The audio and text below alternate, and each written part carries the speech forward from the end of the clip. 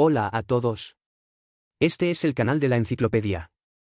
El libro que estamos explicando en este episodio se llama ¿Cuántos lamé? O ¿Cómo estimar maldita cerca de algo?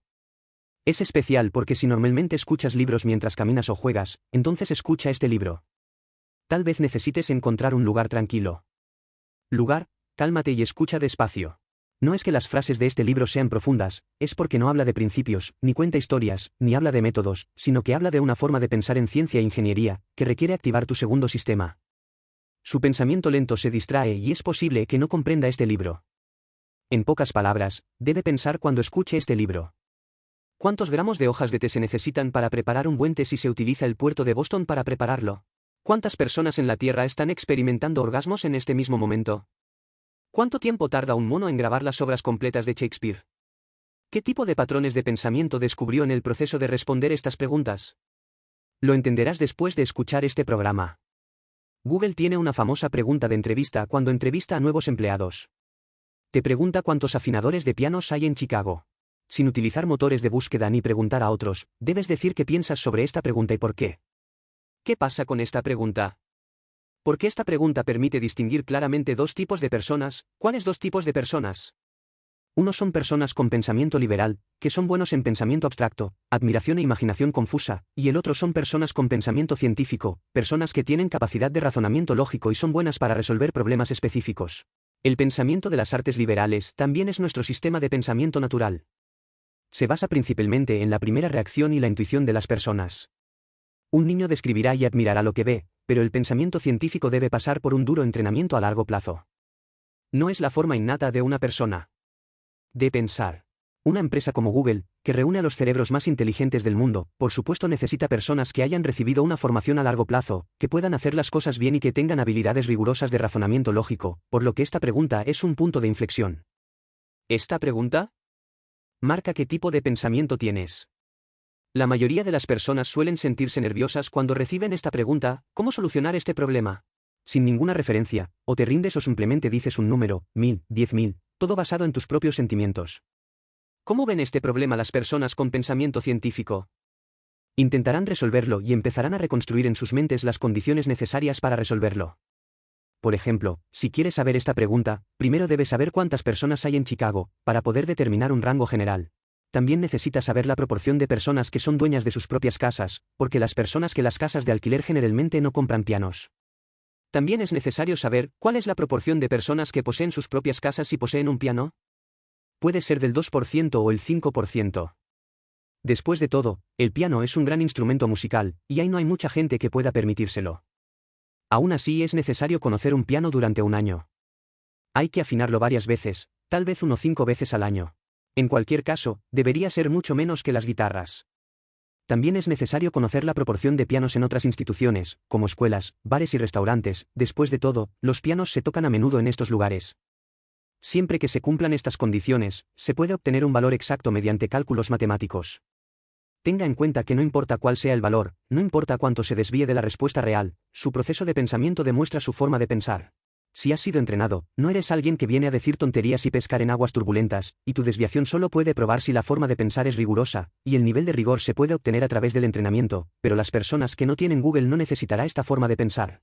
Si cree que el ejemplo del afinador de pianos es un poco complicado, entonces este libro puede volver loca a la gente, porque todo el libro está lleno de preguntas tan extrañas, como cuánto tiempo se tarda en cavar un túnel con una cuchara para escapar de prisión.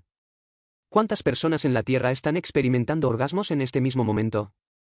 ¿Quién ejerce una mayor fuerza de marea sobre el parto, la luna o la partera? ¿Cuál consume más silicio, los implantes mamarios o los ordenadores? ¿Cuánto tiempo hay que estirar una banda elástica para que rebote hasta la luna? Hay 70 preguntas en el libro sobre preguntas tan extrañas, por lo que este libro requiere mucha reflexión. Se podría decir, ¿no se puede plantear el problema de una forma más sencilla? Yo también lo pensé, pero no puede ser simple, porque esta forma de pensar se enfoca en el proceso. Al igual que las mancuernas, hay que seguir levantándolas para hacer que tu cerebro sea más poderoso. Omitir el proceso intermedio no tendrá ningún efecto y la conclusión es irrelevante, como por ejemplo cuánto tiempo hay que estirar una banda elástica para llegar a la luna. En cualquier caso, su conclusión es definitivamente inalcanzable. No importan los resultados, lo importante es vivir esta forma de pensar. El autor de este libro es Aaron Santos, se graduó en el Instituto Tecnológico de Massachusetts con una licenciatura en física, y posteriormente se doctoró en la Universidad de Boston. Actualmente es investigador postdoctoral en la Universidad Estatal de Michigan. Preguntas para capacitarse. A continuación, seguiremos el pensamiento del autor y utilizaremos 3 preguntas para comprender cómo piensan los cerebros de estos estudiantes de ciencias sobre los problemas. Primera parte. ¿Cuántas personas en la Tierra están experimentando un orgasmo en este mismo momento? Hay una película llamada Ángel Emily, en la que la protagonista Emily es una chica rara que a menudo piensa en algunas preguntas raras. Un día estaba parada sola en el balcón y una pregunta apareció en su cabeza: ¿cuántas personas están experimentando orgasmo en este momento? Después de pensarlo un poco, definitivamente dijo un número: 15. ¿Es correcto este número? Pensemos en esta pregunta detenidamente. Para solucionar este problema es necesario hacernos algunas preguntas. La primera es, aproximadamente, ¿con qué frecuencia las personas experimentan un orgasmo? Hay una gran diferencia en la frecuencia del orgasmo entre hombres y mujeres. Los hombres lo tendrán casi siempre, pero las mujeres no. Las mujeres cambiarán según una serie de factores externos como la edad y el estatus. Por ejemplo, las personas mayores pueden experimentarlo.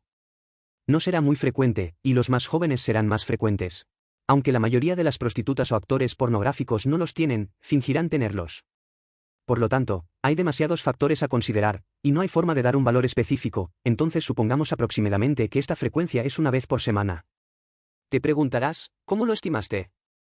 ¿No es esto también una suposición descabellada?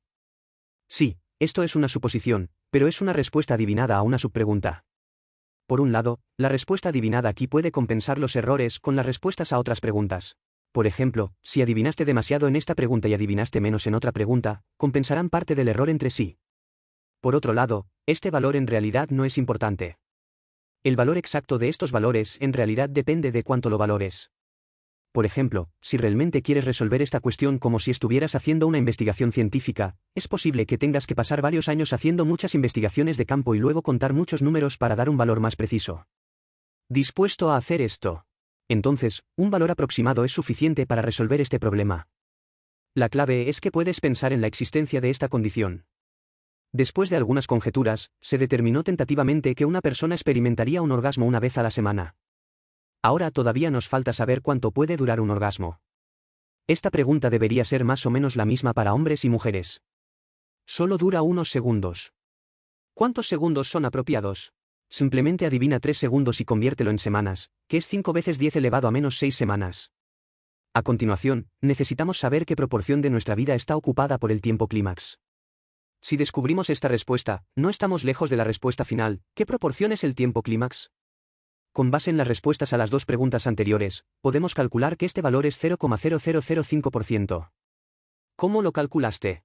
Este número se calcula dividiendo el número de orgasmos experimentados por semana por la frecuencia de los orgasmos por semana. Última pregunta, ¿cuántas personas hay en el mundo? No hace falta adivinar, son unos 7.000 millones, esto es de sentido común. Ahora que se dan las condiciones, necesitamos diseñar una fórmula. Multiplique la proporción de personas que experimentan un orgasmo en este momento por el número total de personas en el mundo, y podrá calcular el valor final. Alrededor de 33.000 personas están experimentando un orgasmo en este momento. Segundo. Parece que el cerebro no entrenado de Emily todavía no es lo suficientemente preciso. A través de esta pregunta, podemos entender aproximadamente la rutina del autor. Cuando se encuentra con un problema de este tipo, generalmente lo divide en varios pasos. El primer paso es comprender el trasfondo del problema. No puedes resolver ningún problema que se te ocurra de la nada. Debes conocer el origen de cada problema. ¿Qué tipo de oportunidad encontraste para pensar en este problema? Esto es muy importante. Sepa qué es y por qué es. Conozca el origen de sus ideas, en lugar de pensar habla de todo como un estudiante de artes liberales. Es mi trabajo original y también es una forma de pensamiento científico. El segundo paso es preguntarse qué condiciones necesita saber para resolver este problema y enumerarlas 12.345 veces. Este es el paso más crítico, solo conociendo estas condiciones podrá tener la respuesta final. El tercer paso es utilizar varias asociaciones o el sentido común para resolver estos problemas. Si encuentra un problema que parece irresoluble, analícelo hasta que no pueda descomponerse y luego realice una aproximación teórica. El cuarto paso es diseñar una fórmula y poner tu respuesta en la fórmula que has pensado de antemano. Quizás te preguntes, ¿qué debo hacer si no conozco la fórmula? Entonces no hay otra manera. Debes tener al menos algunas habilidades matemáticas para hacer la estimación. Sin embargo, estas fórmulas son de sentido común. Si te has graduado de la escuela secundaria, básicamente no hay problema. No pertenece a la categoría de matemáticas avanzadas. El quinto paso es el cálculo, déjalo en manos de la calculadora. Si sigues estos 5 pasos para cualquier problema, al final siempre obtendrás un valor definitivo. Puede que no sea preciso o confiable, pero no importa. Si puedes resolver el problema de esta manera, entonces tienes una solución. Mentalidad científica y de ingeniería. La segunda parte. ¿Sentiste algo después de escuchar la respuesta a la pregunta anterior? Hagámoslo de nuevo. Si el té se elabora en el puerto de Boston, ¿cuántos gramos de hojas de té se necesitan para preparar un buen té? Sigamos paso a paso los pasos mencionados anteriormente. El primer paso es pensar por qué hacemos esa pregunta. ¿Cuál es su trasfondo? ¿Por qué utilizar el puerto de Boston para preparar té? De hecho, esto se originó a partir de un evento famoso en la historia de Estados Unidos, el Boston Tea Party. Este evento es uno de los puntos de inflexión más famosos de la historia de Estados Unidos.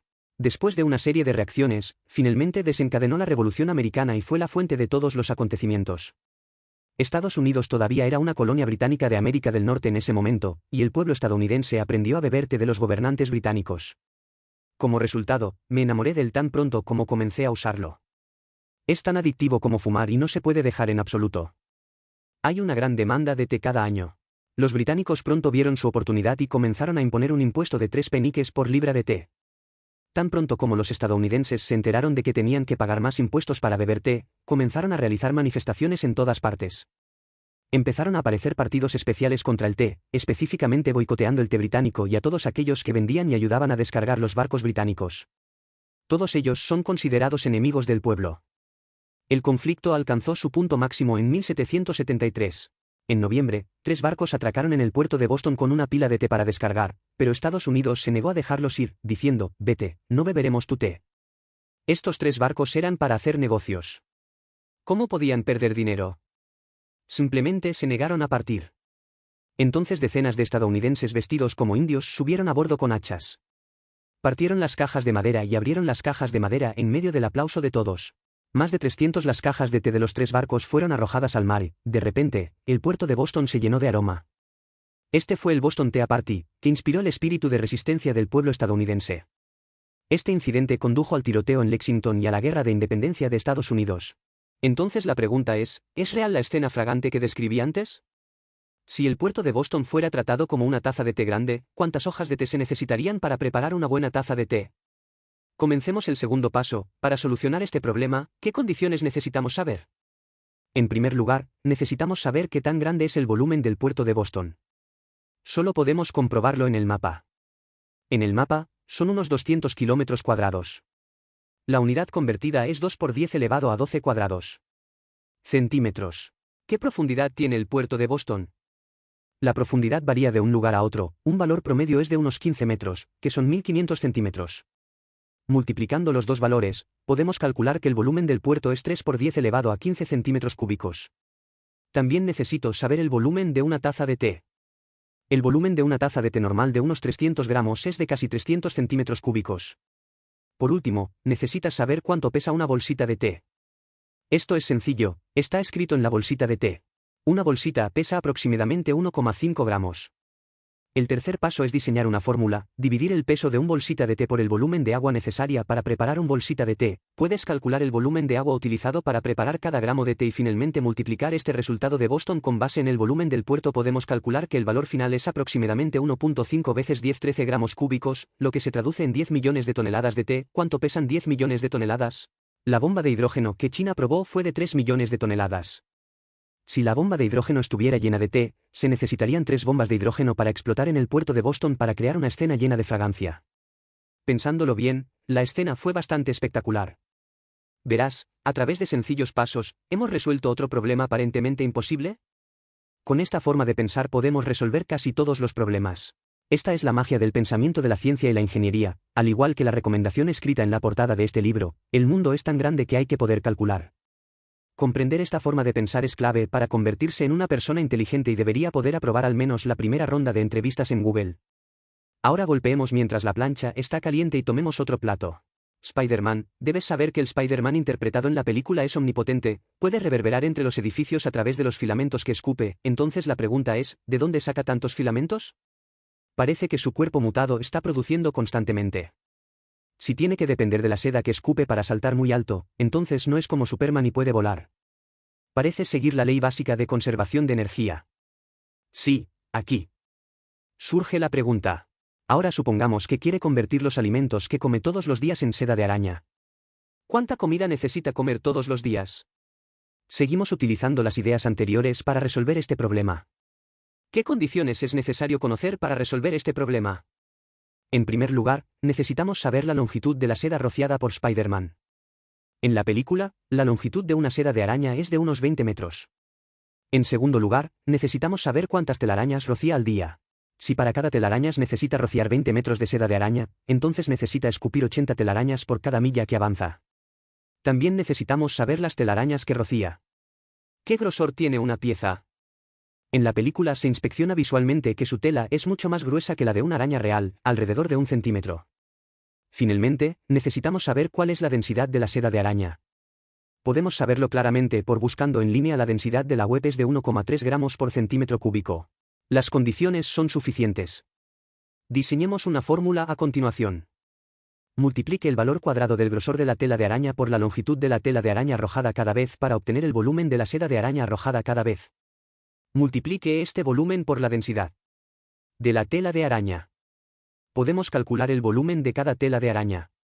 Finalmente, multiplicamos el resultado por el número total de todas las telas de araña para calcular el peso total de las telas de araña que rocía todos los días. El resultado final fue de 210 kilogramos. Según la ley de conservación de la energía, debería comer tanta comida cuando escupe una telaraña tan pesada.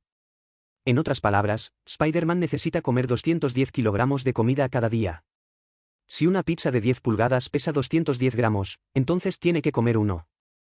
Se necesitan 1000 pizzas para salir volando. Suponiendo que una pizza cuesta 30 yuanes, entonces su consumo diario es de 30.000 yuanes. Parece que sus superpoderes son bastante caros de usar. No es de extrañar que sea él el más pobre entre los superhéroes. Uno de ellos. Después de escuchar estos 3 ejemplos, creo que esta forma de pensar debería quedar muy clara. Lo único que es complicado es el proceso de unir las condiciones y el cálculo. Mientras las condiciones se puedan unir, todo lo demás es común. Sentido. Básicamente, las respuestas a las condiciones se pueden buscar directamente en línea. Como puede ver, aunque Internet puede darnos respuestas directas, pero dando un paso adelante, resolver problemas desconocidos no solo puede depender de Internet. Todavía tiene que depender del ser humano. Cerebro para encontrar soluciones. Las preguntas, las fórmulas de diseño, las computadoras solo pueden ayudarnos a ejecutarlas, no harán buenas preguntas. Por eso, siempre es correcto seguir entrenando el cerebro para preservar nuestros dones humanos únicos.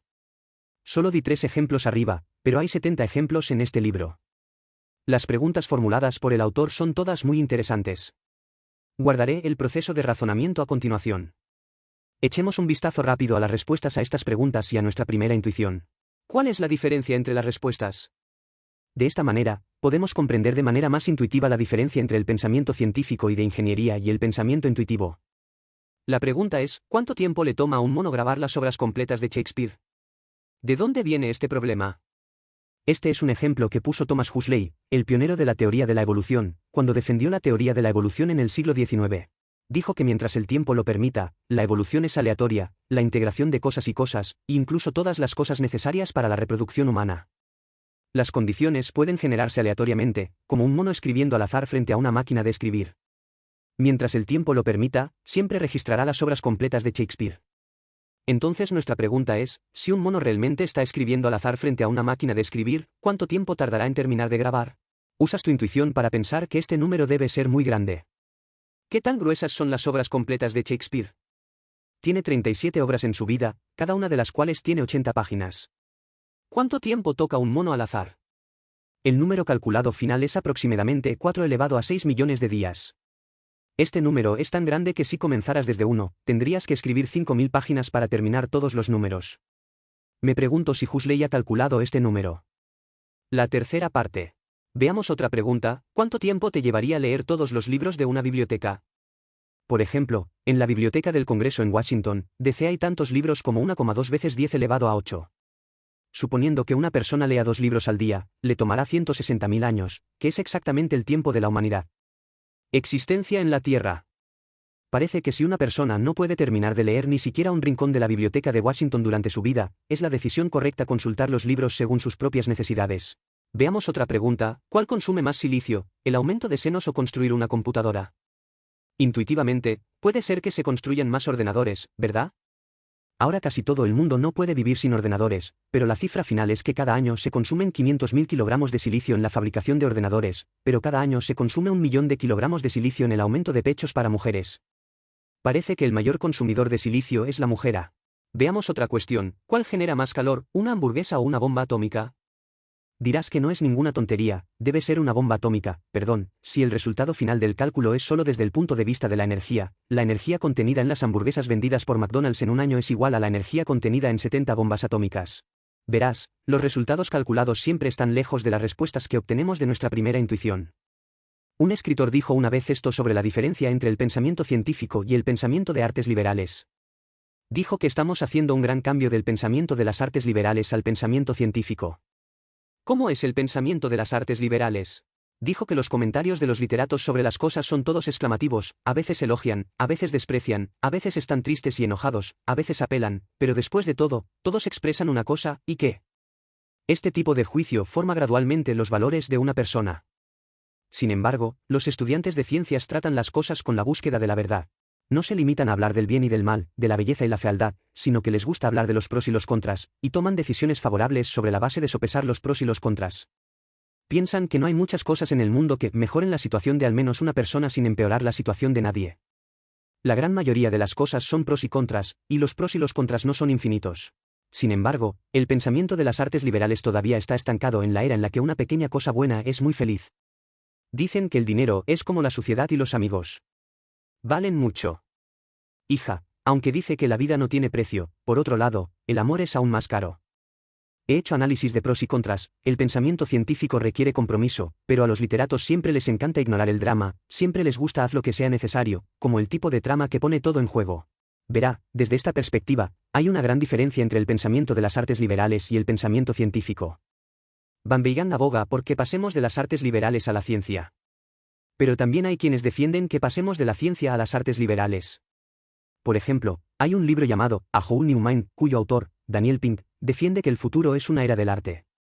Y todos los humanos estamos persiguiendo nuevas experiencias y nuevas ideas. Forma de arte, si tan solo la sociedad abandonara el pensamiento basado en la ciencia en el futuro. ¿Cuál de estas dos afirmaciones apoya más? Mi sensación es que debes tener ambos tipos de pensamiento. Si te falta alguno de ellos, parecerás un bicho raro. Si solo sabes pensar en ciencia, tal vez lo que dices sea la verdad, pero lo siento, se verá muy raro. Nadie te escuchará. Si solo sabes pensar en las artes liberales, entonces serás sentimental y te quejarás todo el día, y tu mente se convertirá en un desastre. Creo que la mejor manera es pensar en ciencia y utilizar el lenguaje de las artes liberales. De esta forma, una persona parece muy capaz. Ahora, echemos la vista atrás. Este libro nos muestra la forma en que el pensamiento científico resuelve problemas. Está dividido en 5 pasos. El primer paso es comprender los antecedentes y descubrir los entresijos del problema. El segundo paso es reúna las condiciones y descubra cómo resolver este problema. ¿Qué condiciones necesita saber para la pregunta? El tercer paso es encontrar las respuestas requeridas para estas condiciones, que pueden ser de sentido común, o puede ir a la información. Y estimarlo si no funciona. En resumen, debe haber un valor definido ahí, pon tus condiciones. El quinto paso es calcularlo y entregarlo a la calculadora. Al final, siempre puedes obtener un cierto valor. Con este valor, significa que tienes un cerebro entrenado y lo has dominado por completo.